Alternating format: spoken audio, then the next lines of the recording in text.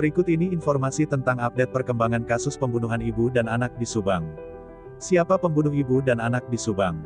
Yosef Subang berani sumpah pocong dan katakan begini.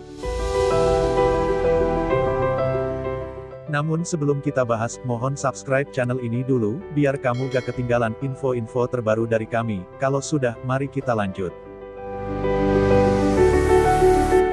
Kasus pembunuh ibu dan anak di Subang, pada Kamis tanggal 18 November tahun 2021 tepat 3 bulan sejak kasus pembunuhan Subang ini terjadi pada tanggal 18 Agustus tahun 2021. Penasehat hukum Yosef, Rohman Hidayat mengatakan selama kasus pembunuh ibu dan anak di Subang ini belum terungkap, Yosef Subang ikut menjadi korban kasus pembunuhan yang menewaskan Tuti Suhartini dan Amelia Mustika Ratu, yang tak lain adalah istri dan anak dari Yosef. Yosef berharap banyak kepada polisi mengingat dirinya paling merasa dirugikan setelah istrinya Tuti Suhartini dan anaknya Amalia Mustika Ratu, tewas dalam peristiwa pembunuh ibu dan anak di Subang tersebut. Pak Yosef juga jadi korban, dia juga paling menderita, sudah terlunta-lunta, rugi harta pikiran dan juga waktu banyak terbuang percuma, kata Rohman Hidayat. Selain hidup terlunta-lunta, rugi harta dan pikiran, Yosef juga telah kehilangan istri dan anak tercintanya yang menjadi korban dalam kasus pembunuh ibu dan anak di Subang. Dengan demikian, Rohman Hidayat dan Yosef sangat berharap di tepat 3 bulan sejak kasus pembunuh ibu dan anak di Subang ini terjadi, polisi bisa mengungkap misteri kasus pembunuhan Subang ini. Menurut Rohman Hidayat, menjadi harapan baru untuk segera mengungkap kasus ini apalagi Kapolda Jabar Irjen Pol Suntana baru saja menjabat, mudah-mudahan ada angin segar untuk pengungkapan kasus pembunuh ibu dan anak di Subang. Tentu saja harapan sangat besar. Pada intinya pihak Pak Yosef segera kasus pembunuhan ini terungkap.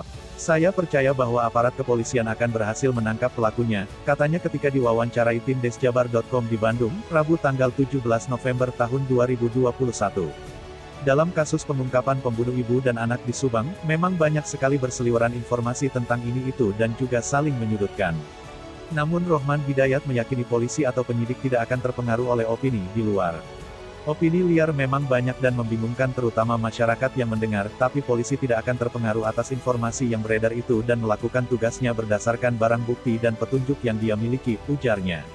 Rohman juga mengatakan Yosef Subang ternyata sempat siap diminta sumpah bahkan berani melakukan sumpah pocong dan disumpah dengan Al-Quran kalau dirinya bukan pelaku pembunuh ibu dan anak di Subang. Yosef Subang melakukan hal tersebut sebagai ikrar kepada penasehat hukum Rohman Hidayat bahwa Yosef bukan pelakunya. Karena Rohman pun tidak mau menjadi penasehat hukum seorang pembunuh ibu dan anak di Subang.